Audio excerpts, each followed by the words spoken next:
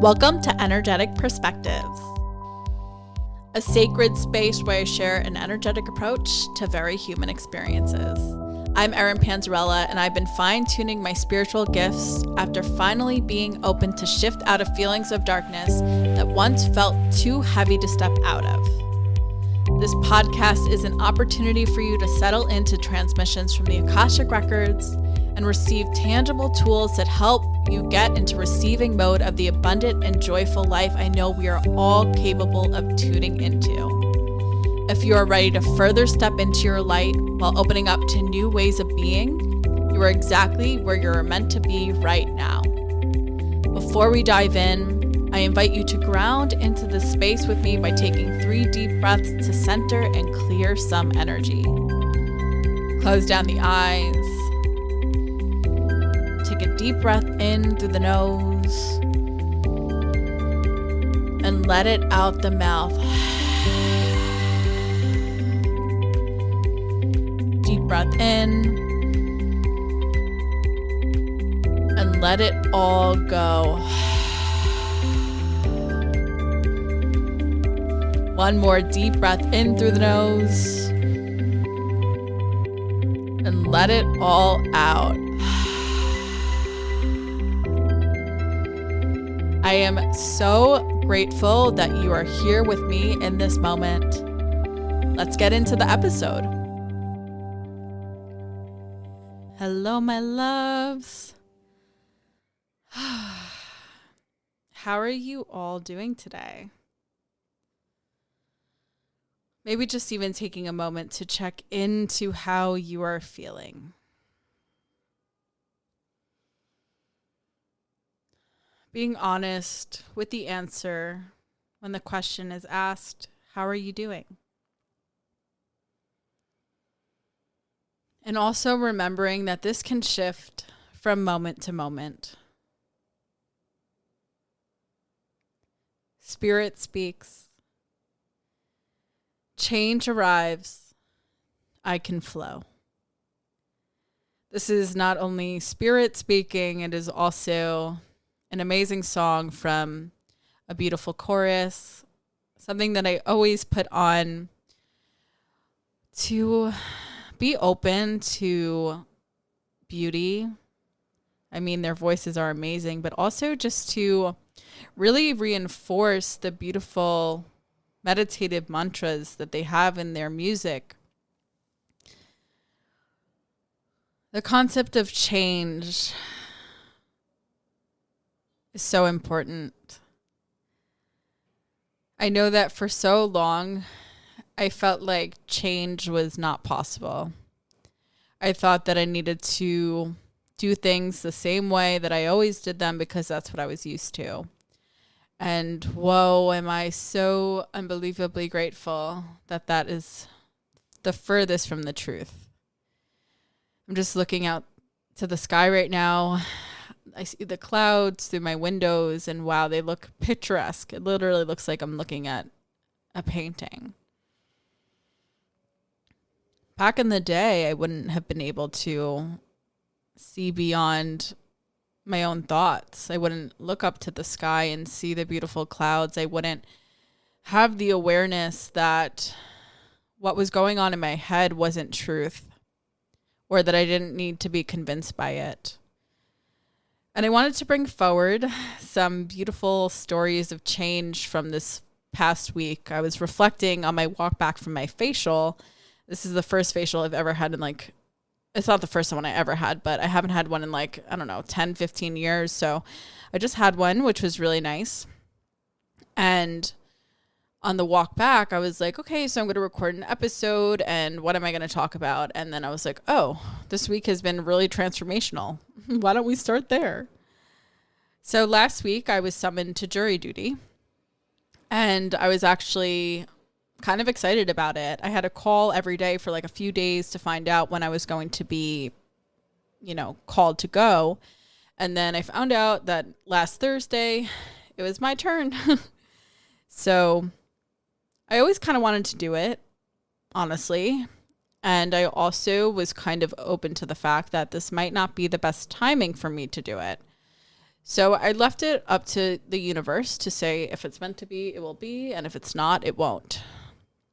And I really leaned in. So we got some information about the case. It was really interesting, and I was like so in it. It's actually something that's very much in my realm of expertise, I would say, from my previous position and also current position at a consulting experience.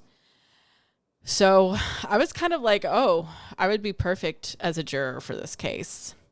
And I did not get the opportunity to actually say that because out of all the people in the room, I was called second. I had to go back the next day because they didn't call me first. Sorry. Okay. So I was called second on the second day that I returned. And I thought that was like, okay, so I'm going to get asked the question second. Like, I'm definitely a juror because they say basically the jurors pick themselves. And they ended up feeding us into the courtroom from the back forward instead of the front backwards. So I ended up being in the last row. And honestly, thank goodness for that because I would have picked myself as juror through and through. But they never got to me. And I was dismissed because they already picked the jurors by the time it was even before my turn to speak. And I wanted to share just some experience that I had the day before. So, you know, it's jury duty. Everyone's like, oh, that sucks. But I was kind of excited about it. So I didn't go prepared at all the first day. I didn't have a phone charger. I didn't have food. I didn't eat before. And you're there all day. I was there all day. So I found out you got a break. I was talking to John. I was like, oh my God, I'm so hungry. He's like, I think you get a break. And I was like, oh, cool. So they were like, 15 minutes is up. Go for a break, go outside, do what you got to do, and then come back. So I ran to get food because I was so hungry. And I ran back. I housed it down. And then within 5 minutes of being back and finishing my food, they were like, okay, now come back at 2. And when they said that, it was like 12:15. And I was like, oh my God. I literally just came back at 12 from a 15-minute break thinking I had a rush. And now I have an hour and 45 minutes to spare.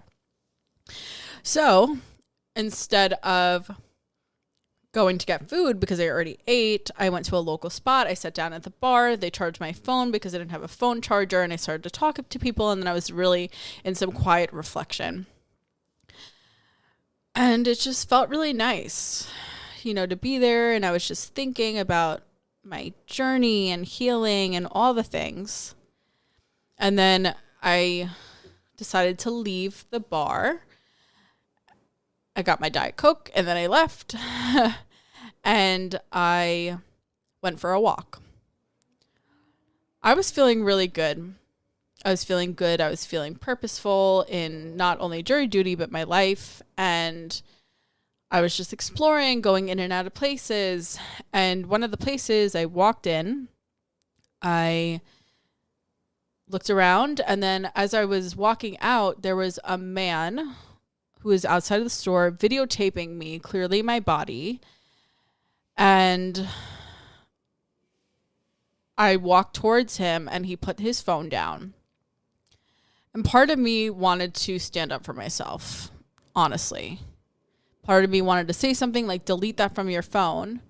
And then I also assessed the situation, the energy, and I was like, you know what? This is not at all worth it. This actually does not feel like that would be a safe thing to do.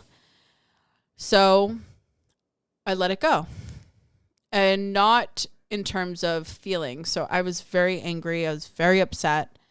And I was like texting John, my fiance. I was texting my friends. I was, you know, doing this. And then I really needed a place to release it. So I released it through telling my friends and my fiance about the experience. And then I walked into a place. A man gave me something for free, even though I didn't even talk about the situation. A really, really nice man opened the door for me. And everyone just felt really nice. And I felt like the universe was like, there are good people. It is mostly good people. And it was just the universe knowing I needed some extra kindness and love in that moment. And I totally received it. And then I was able to really release the experience. I didn't feel attached to it. I didn't feel like I needed to ruminate over it. I just let it flow. I let it release out of me, and then I moved on. And I had a really nice day. I went back, and then I found out I didn't. I had to come back again tomorrow because they never picked me, and then I just flowed. And it felt like a really good day. I remember in the past, if something like that would have happened, oh my goodness, like my whole month would be ruined. I would, pick apart everything that happens, what I should have done, what he shouldn't have done, all the things. And when I leaned into the energy of change, when I leaned into honoring that I was angry, honoring that I was upset, I was like, of course you're upset. Of course you're angry. Of course that's so valid. And I released it with safe people. I was able to let it go. And so much of what I've been doing with EMDR, we're training each other. So essentially she's training in EMDR and I'm training in my transformational coaching. So we're doing swaps.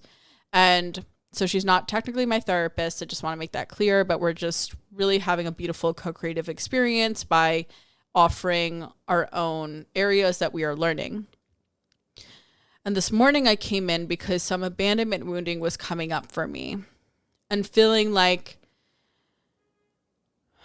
my life feels so good and the other shoe has got to drop soon. Something's got to happen. That's the way it's always been. Something, life is really good and then I lose someone. Life is really good and then something bad happens. And those stories are still rooted in the subconscious. They came out in my dream on Sunday and they came out after the most beautiful weekend. Oh my goodness. Me and John, I got my wedding band for our wedding, for my marriage. I'm so excited. I literally was like, when I was at the at the store and the guy behind the counter was like, oh my God, this is so great. Because apparently not everyone's that excited to get diamonds, which I don't understand. It was so exciting for me. And then I met my best friend since I was two's daughter. And then I had my brother who's not really my brother, and we called each other cousins, but we're family friends. But he literally is like my brother, Josh, his son's baptism on Sunday. And it was just a weekend full of celebration, love, excitement, beauty, and so much connection.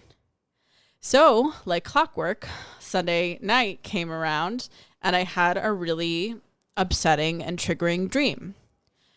And today when I was talking with my EMDR lady, my girl, if you're listening, hi, Lainey, you're amazing. She was like, I like to think of it as the brain processing. So it's something that you don't have to actively process during the day, but it also is, what's here. And that's what I feel with dreams. So much of our subconscious and unconscious are processing, especially during REM, which is a lot very similar to what you do in EMDR with the eye movement, because you're literally doing what the brain does while you're sleeping, but awake. And today I kind of brought forward there is something still there that thinks it can't get this good for long. That's not stable. And we worked through that through EMDR. I've actually been doing it in my transformational coaching container as well. As I coach, I'm also a client. So it's been really beautiful because I kept getting different areas of my life and different modalities and tools to really cement this healing in that it gets to be this good.